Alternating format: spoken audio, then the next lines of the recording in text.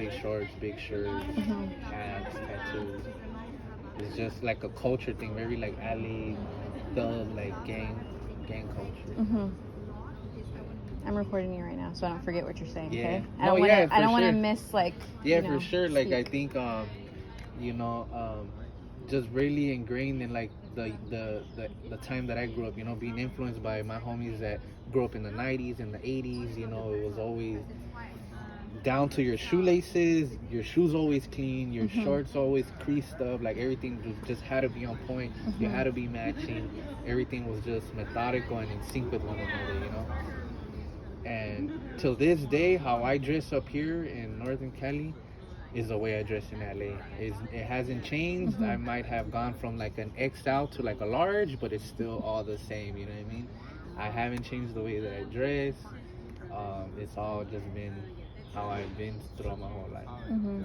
Do you think there's a distinct difference between like Southern California or more LA to Big Northern? time. Like, Yeah, big time. what are the dressing, and then like the colors over here, they play like the colors very big. Like up in Northern California, they play like red and blue, distinctive from like gang culture. In LA, like colors, we don't really pay too much mind to it because out there is just nothing but Southern California gang members, you know. So out here is like you gotta be mindful like on wearing like blue and stuff like that, but I really don't care. I wear whatever I want. I try to represent LA as much as I can and how I can, and that's just by my appearance, tattoos, you know, the way I talk. I think out here it's a mixture because of the different type of cultures that are up here. You know, it's an influence a little bit of everything up here too. Down there, it's like, especially where I live at, it's more Chicano. So I'm more influenced by like the transitions of eras, right? From the Pachucos and then like the suiters, all that, into the '90s when you had like the big old baggy pants, like the big shirts and all that, to now like my generation where it's just like what you see present, you know. Yeah, no skinny jeans, none of that shit.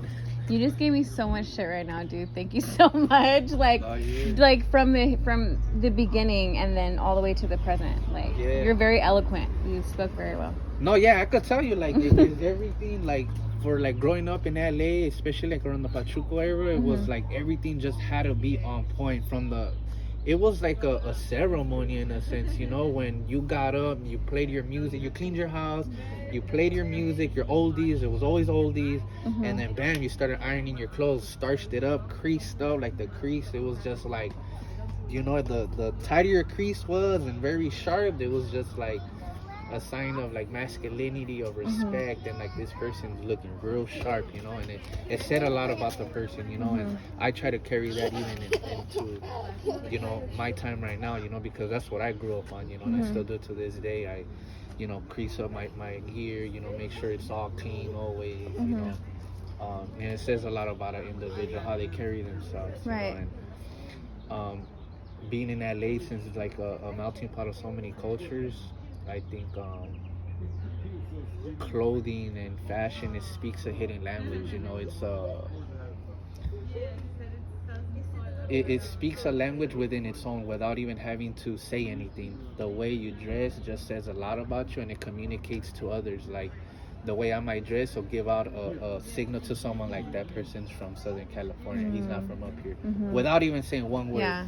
The way I carry myself and the way I dress just says a lot to somebody that knows. You know what I mean? So, yeah.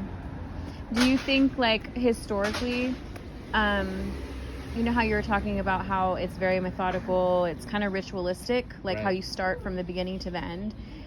Do you think that has anything to do with, like, our ancestors and, like, colonization and being surrounded by so many white people? Yeah, as colonial subjects, we have always been criminalized by the way we speak, look, and talk, and the way we dress, right? You know, like thinking about going way back, you know, as us viewing ourselves as historical subjects, you know, we go far back from Los Bandidos, right? And then how that transformed into Los Pachucos and then to gang members and stuff like that. But throughout every era, we were always criminalized. Being a person of color was always criminalized. you know, so there was always like a response to that, whether it was a public response or a state response.